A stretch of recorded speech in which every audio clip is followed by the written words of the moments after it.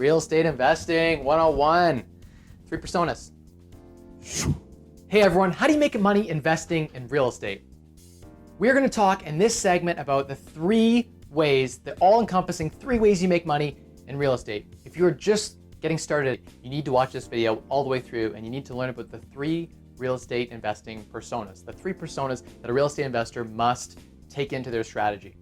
If you already have rental properties, you likely could change the strategy in which you're using to invest after watching this video.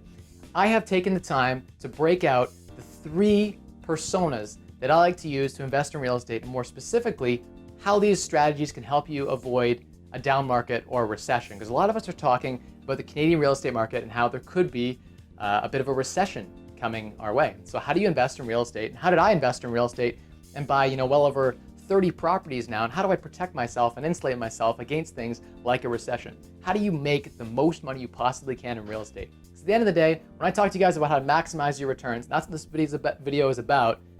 We need to understand, how do you actually invest in real estate? So let's get to it. Here we go.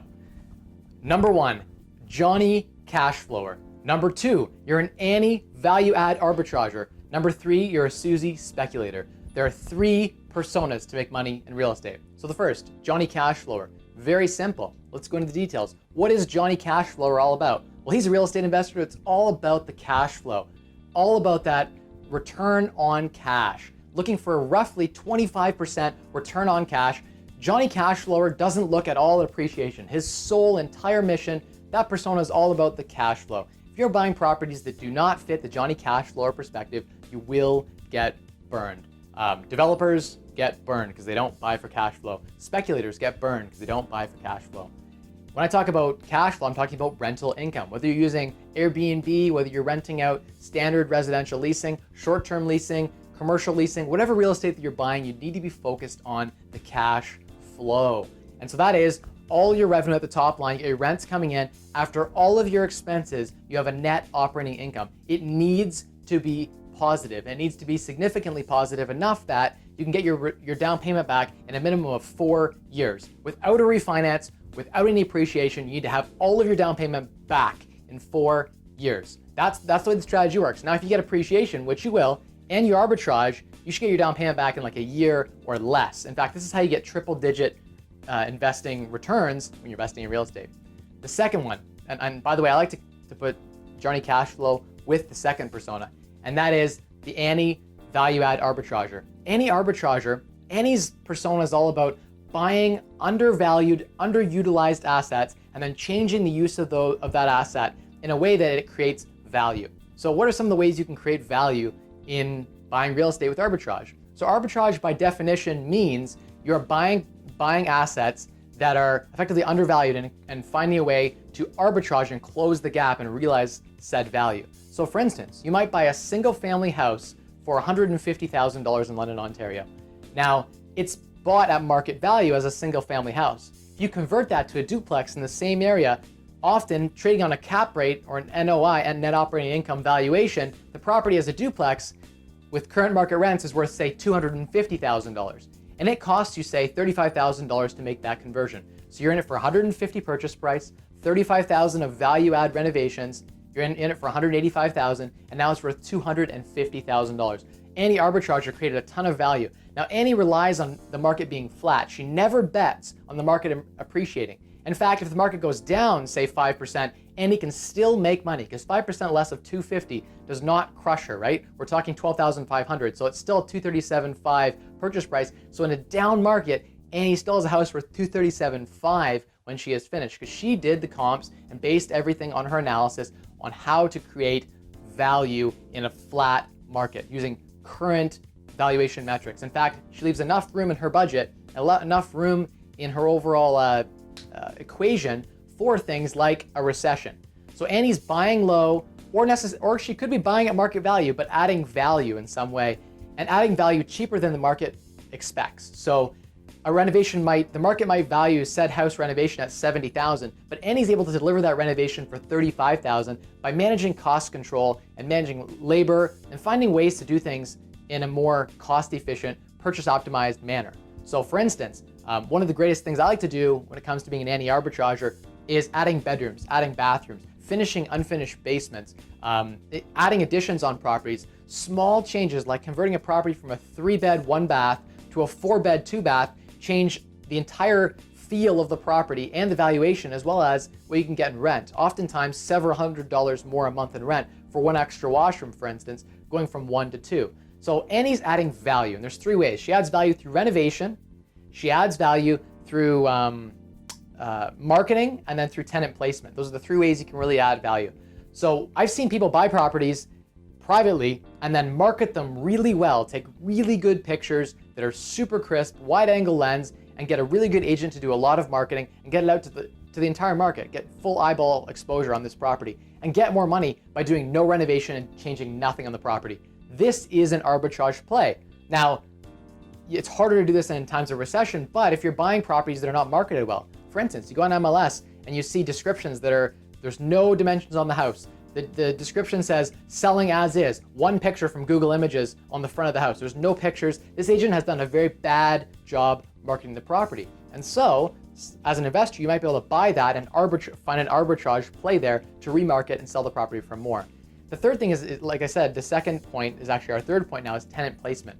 Often bad tenants decrease the value of a property significantly. If you have a tenant there that's paying $500 a month in rent on rent control here in Ontario, and you can get that tenant out and the market rent is $1,200, and you now change the rent from $500 to $1,200, you've added theoretically $70,000 in value on that one play. And you might not even need to renovate. You might just need to change over the tenants that are there or convert the property's use so that an investor is more attracted by the numbers.